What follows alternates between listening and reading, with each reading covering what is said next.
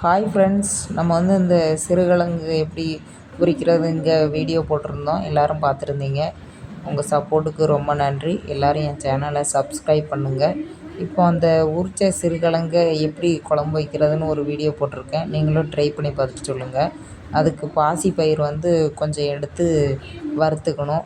நல்ல பொன்னிறம் மாற அளவுக்கும் வறுக்கணும். நானும் வறுத்துருக்கேன், இந்த வீடியோவில் பாருங்கள். வறுத்ததுக்கப்புறம் என்ன பண்ணணுன்னா, நல்ல பொன்னிறமாகி வறுத்ததுக்கப்புறம் அதை அப்படியே சூடாகவே ஒரு நல்ல சுத்தமான துண்டில் போட்டு, உங்கள்கிட்ட இந்த மசாலா அரைப்போம்ல அம்மிக்குழல், அதை வச்சு உருட்டிங்கன்னா டக்குன்னு உடஞ்சிரும். என்கிட்ட வந்து அது இல்லை. ஸோ நான் இடிக்கிற கம்பை வச்சு உருட்டி எடுத்து உடச்சி, அப்புறமா அதை நல்லா தூசி போகிற அளவுக்கு படைச்சி, நல்லா படைச்சிங்கன்னா அது நல்லா தனியாக வந்துடும். அப்புறம் பார்க்கவே நல்லா அழகாக இருக்கும். அதுக்கப்புறம் என்ன பண்ணணுன்னா, வேக வைக்கணும்.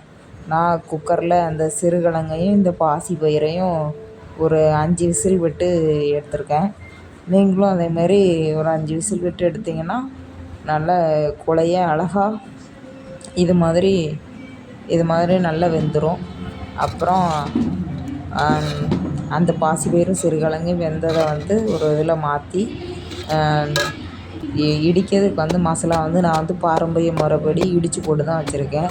சீரகம், வத்தல், கொத்தமல்லி, தேங்காய், பொடி உள்ளி, பூண்டு எல்லாம் போட்டு இடித்து, அது கூட நல்லா இடிச்சிங்கன்னா நல்லா இடிச்சிடும். நாங்கள் இடித்தோம்.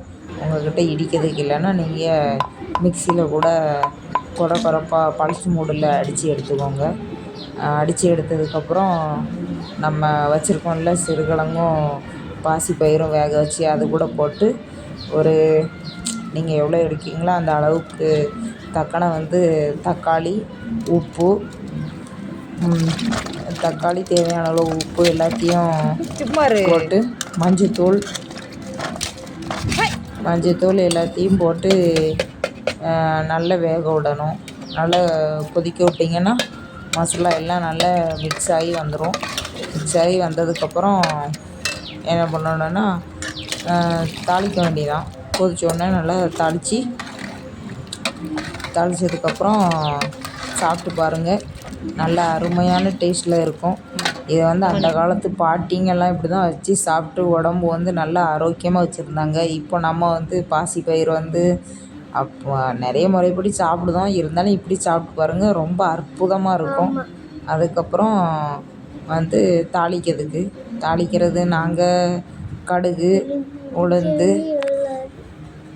உள்ளி எல்லாம் போட்டு தாளித்து ஊற்றி சாப்பிட்ருக்கோம். சாப்பிட்டா நல்லா டேஸ்ட்டாக இருக்கும். நீங்களும் ட்ரை பண்ணி பார்த்துட்டு கமெண்டில் கண்டிப்பாக குழம்பு எப்படி இருந்துச்சுன்னு சொல்லுங்கள். உங்களோட ஆதரவுக்கும் அன்புக்கும் நாங்கள் எதிர்பார்த்து கொண்டு இருக்கிறோம். நல்லபடியாக சப்ஸ்கிரைப் பண்ணுங்கள். ட்ரை பண்ணி பாருங்கள். பிடிச்சிருந்தால் லைக் பண்ணுங்கள்.